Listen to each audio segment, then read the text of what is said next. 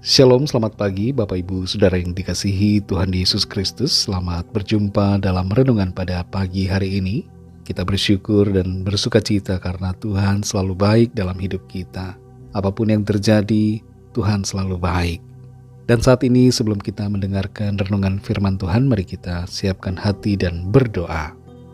Bapa Surgawi, Bapa yang maha baik, Bapa dalam nama Tuhan Yesus Kristus, Tuhan yang selalu Immanuel bersama dengan kami.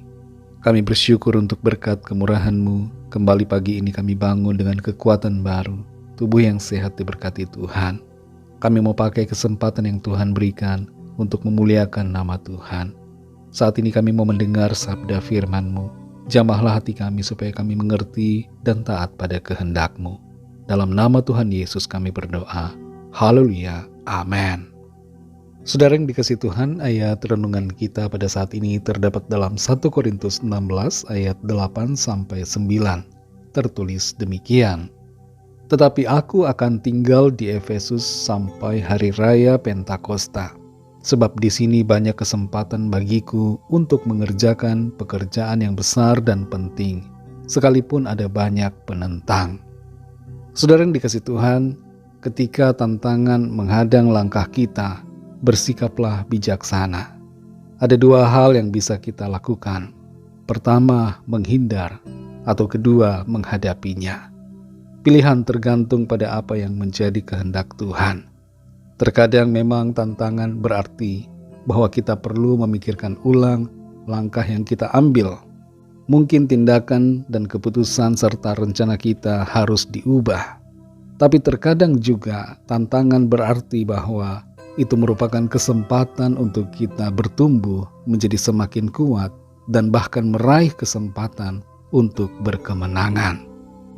Kembali kita baca dalam 1 Korintus 16 ayat 8-9. Di situ tertulis, "Tetapi aku akan tinggal di Efesus sampai hari raya Pentakosta. Sebab di sini banyak kesempatan bagiku untuk mengerjakan pekerjaan yang besar dan penting, sekalipun ada banyak penentang." Banyak penentang yang mencoba untuk menghalang-halangi pelayanan Rasul Paulus di Efesus. Situasi itu merupakan tantangan hebat yang tidak mudah untuk dihadapi. Bukan hanya satu orang penentang yang ada di Efesus, tapi ada begitu banyak penentang. Dan secara manusia ini dapat menciutkan nyali serta membuat ingin mundur dari pekerjaan Tuhan. Tapi Rasul Paulus tidak menyerah dan tidak putus asa dengan keadaan itu. Ia malah bertekad untuk tinggal di situ sampai hari raya Pentakosta, sebab ada banyak kesempatan baginya untuk melakukan pekerjaan yang besar dan penting. Saudara yang dikasihi Tuhan, dalam mengerjakan visi yang Tuhan taruhkan dalam hati kita perlu menjalaninya dengan hati yang teguh dan tekad yang kuat. Sebab tidak sedikit penghalang-penghalang yang akan mencoba untuk menyurutkan semangat kita dalam melangkah. Penghalang itu bisa berupa kata-kata negatif dari orang-orang di sekitar kita yang melemahkan iman, membuat kita khawatir, menjadikan kita tidak percaya dengan janji Tuhan, dan bisa juga berupa tantangan langsung secara fisik maupun yang berupa masalah dan kesulitan.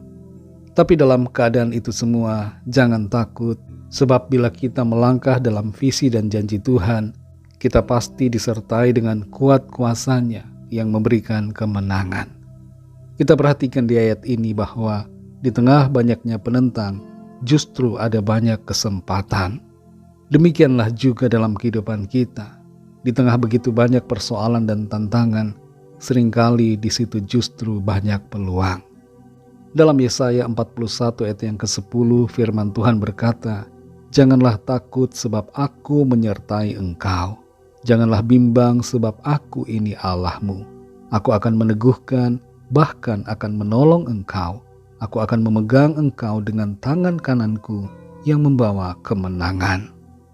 Kalau ada di antara kita yang saat ini sedang mengalami situasi sulit, penentangan, masalah, dan tantangan yang mencoba untuk menghentikan langkah kita dalam menjalani janji dan panggilan Tuhan, jangan menyerah dan jangan terhalang oleh tantangan yang ada. Jadikanlah tantangan itu sebagai kesempatan untuk terus maju dan menjalankan panggilan Tuhan dalam hidup kita.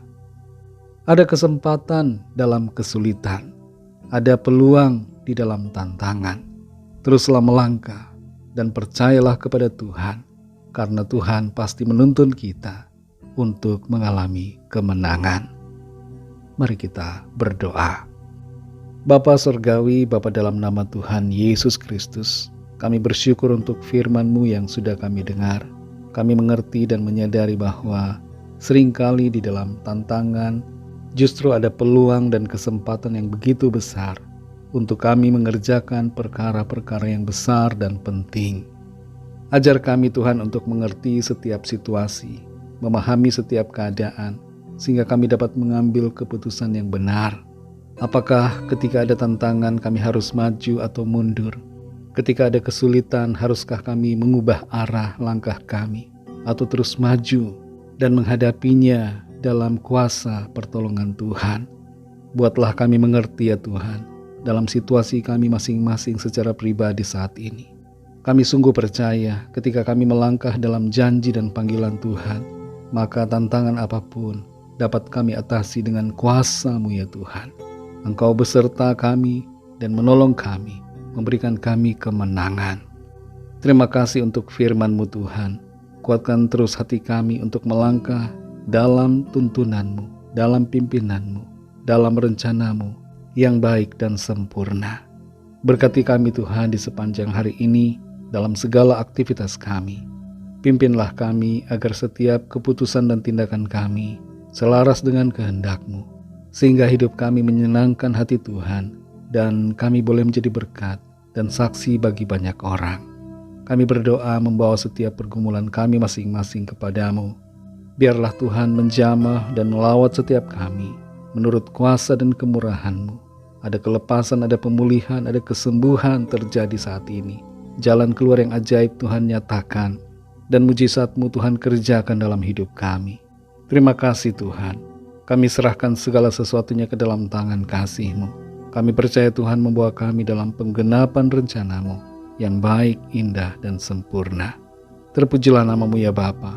Dalam nama Tuhan Yesus Kristus, Tuhan dan Juru Selamat kami, Allah kami yang hidup dan berkuasa, kami sudah berdoa dan mengucap syukur. Haleluya. Mari sama-sama kita berdoa, doa Bapa kami. Bapa kami yang di sorga, dikuduskanlah nama-Mu, datanglah kerajaan-Mu, jadilah kehendak-Mu di bumi seperti di sorga. Berikanlah kami pada hari ini makanan kami yang secukupnya, dan ampunilah kami akan kesalahan kami, seperti kami juga mengampuni orang yang bersalah kepada kami. Dan janganlah membawa kami ke dalam pencobaan, tetapi lepaskanlah kami daripada yang jahat, karena Engkaulah yang mempunyai kerajaan dan kuasa dan kemuliaan sampai selama-lamanya. Amin. Terimalah berkat Tuhan.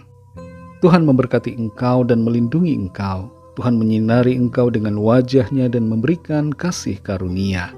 Tuhan menghadapkan wajah-Nya kepadamu dan memberikan damai sejahtera. Berkat anugerah dari Bapa Surgawi, cinta kasih karunia dari Tuhan Yesus Kristus, dalam persekutuan dan penghiburan Roh Kudus menyertai kita semua sekarang ini dan sampai selama-lamanya. Dalam berkat nama Tuhan Yesus Kristus. Haleluya. Amin. Puji Tuhan, saudara yang dikasihi Tuhan, saya percaya firman Tuhan menjadi berkat dan kekuatan buat saudara semua, dan Roh Kudus akan menolong saudara untuk lebih lagi memahami kebenaran firman Tuhan. Tuhan Yesus memberkati saudara semua. Sampai jumpa dalam renungan yang berikutnya. Haleluya.